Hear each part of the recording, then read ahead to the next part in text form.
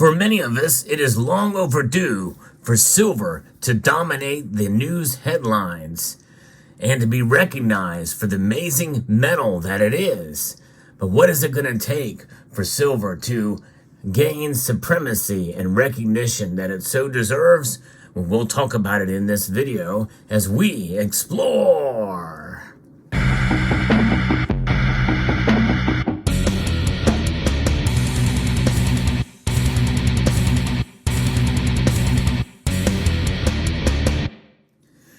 There's only two times in the history of silver's price that it has, in a sense, dominated the headlines, and that really is a strong statement. But nonetheless, I think if it were to happen a third time, it would even be more so recognized. It would be unavoidable by the media. There was an attempt, essentially, in 2021 during the silver squeeze movement. And it didn't quite get there. In fact, it fell far short of what the expectations were and the hopes were for silver. Nonetheless, we are now living in a day and age where silver's price is frustratingly low, especially compared to gold. Well, why is that? Well, there's a lot of different ideas and theories about it, but it all boils down to silver's role in our lives. In fact, the amazing thing about silver is its versatility and its many uses, which means that it's going to be priced as a commodity more so at this point in time than as a monetary metal. And even though its price will react from time to time as a monetary metal, those times are fewer and far between compared to how it reacts as a commodity.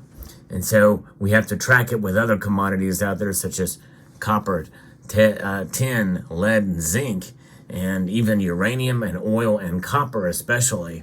But nonetheless, silver being mined as a byproduct of those other metals means that, the mining cost and the like to bring the metal out of the ground is going to play a role, but as well as the derivative markets as well. Because the silver market in general is a very small, tiny market compared to gold. And as a commodity, it certainly is frustrating to see it kind of just hover around there at around the 80 to 1 range compared to gold because of that dual nature, which now we are in a unique point in history where that duality is much more prevalent than ever before. So the two other times where silver has reached its all-time high dates back to January of 1980. What happened in January of 1980?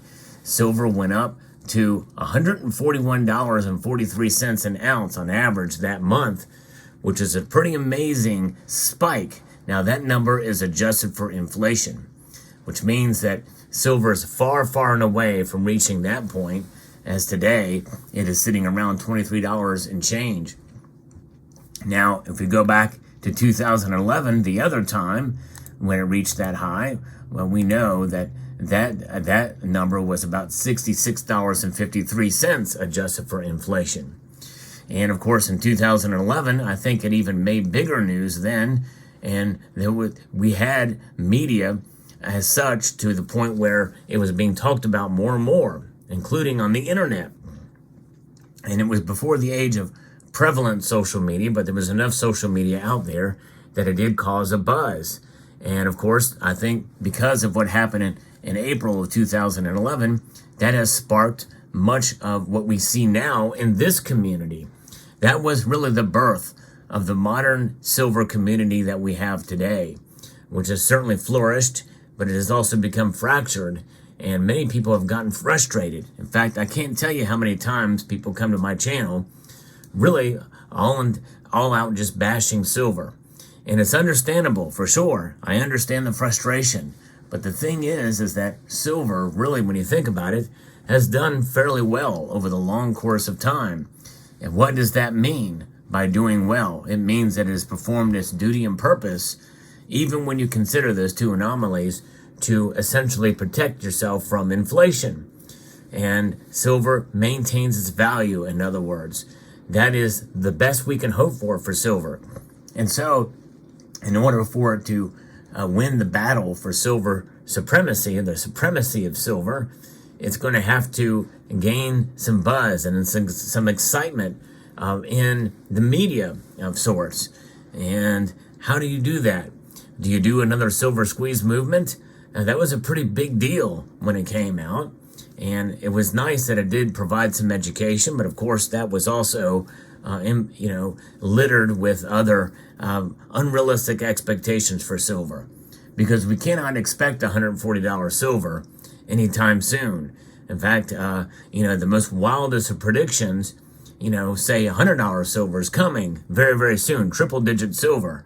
But it's highly unlikely, because 1980 and 2011 were anomalies, and that's just that. What caused those two anomalies? Well, there is basically the Hunt brothers in 1980, and then a bottleneck supply and other factors in 2011, but those are the simple explanations. There's others. It's a little bit more complex than that.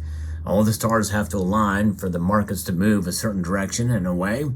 But right now, we have so many derivatives that essentially, in a sense, suppress the price of silver. Not only that, but you also have what the Federal Reserve is doing. And I think a lot of what they are doing is causing a suppressive nature for silver. Both of those, by the way, I believe, in a sense, are part of the natural market forces that I talk about so often on this channel. But the fight and the battle for the supremacy of this metal is going to have to be with us holding on to the silver that we have and maintaining our stacks to some level. Now, obviously, there are exceptions to this where you need to sell or have to sell. But I tell you, there's one thing that I encourage folks to do. I think you should only sell when you want to sell, not when you need to sell, because when you need to sell, you are setting yourself up for a loss. Have more of these on hand so you don't have to sell, because the less silver that is making its way through the economy, essentially, or the supply chain or what have you, I think that sends a powerful message. I think that sends a powerful message that silver supremacy is indeed here, and that we are saving for a potential worsening of the economy, and to where the price will have to go up in order to reflect that. And it's not a message of go out and buy as much silver as you can. I think that's an irresponsible message. I think we should always buy smart, because you can essentially work against your own self-interest and the interest of what the overall message about what silver is about, because accumulating the metal that you see here in the form of coins, rounds, and bars is about working your way out of debt, not getting deeper in debt in order to stack. In other words, it's a contradictory move if you have to buy silver on your credit card and carry that balance over to where it accrues interest. There's a nuance there, because you can buy silver with your credit card if you can avoid the 3 and 4% fee and get points back and pay it off before the next payment cycle is, which is usually about 30 days or so. But nonetheless, silver, $140 silver, it's going to take a move in the price to get that high again in order for it to really make headlines again. And that is the all-time high for silver, at least that I've been able to calculate through some of the data that I've looked at here. That's about the average of the overall price for silver. And nonetheless, in order to reach that all-time high again, would probably be another anomaly. And it would make news. It would certainly make news in a radical way. But nonetheless, it could be short-lived, and just like we saw the last two times, and even in other little areas where we've seen it dip up, usually it comes right back down. You remove the anomalies for silver's price, and then you have an even stronger case for silver being a hedge against inflation. And that's not really all that exciting for the news cycle, is it? But in order for it to be supreme, that is the reality that you have to come into play and come to grips with. That it is indeed a hedge against inflation, and yes, even deflation. I've done a video about that as well in the past too. Nonetheless, that is the best thing that we can hope for and expect from silver. Now, there are people who push back and say, no, it is not and has not been a hedge against inflation. And there are certainly examples of ways that it cannot be. Like, for instance, if you bought all of your silver at $66.53, adjusted for inflation back in April 2011, if you bought all of it then most certainly you're exactly right. It is not a hedge against inflation. If you bought all of your silver when it was $9.40 an ounce in 2004, not only is it a hedge against inflation, it is a very sound investment. Most people don't buy at those times, don't buy at all. They dollar cost average. They buy whenever they can afford or as their budget allows. Consistent buying is what causes silver to be a hedge against inflation for most folks. There are some exceptions, but they're very rare. And I can tell you that of my viewers that watch this channel, almost every single one of them that do dollar cost averaging or some variant of it have definitely preserved their wealth with silver. And that's taking into account premiums and also inflation and pretty much every other metric you can think of.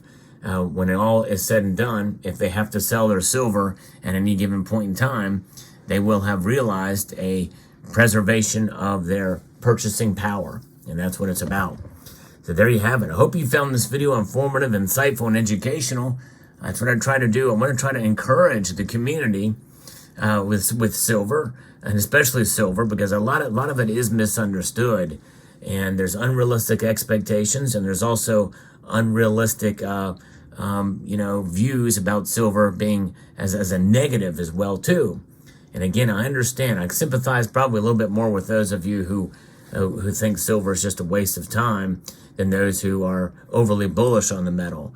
I'm not one of those that is balanced just for the sake of being balanced. I hold very, very strong views on certain things. But I think for silver, we have to be realistic. Realistic is the key, because when it comes to spending your hard-earned money on something, you want to make sure that it is a sound proposition. I'm not going to say a sound investment, because silver is not an investment. It should not be viewed as such. So there you go. Let me know what your thoughts are in the comment section down below. Hope you found this video informative, insightful, and educational. I would like to extend a multitude of gratitude to each and every one of you for watching, and to encourage you to please rate, share, comment, and subscribe.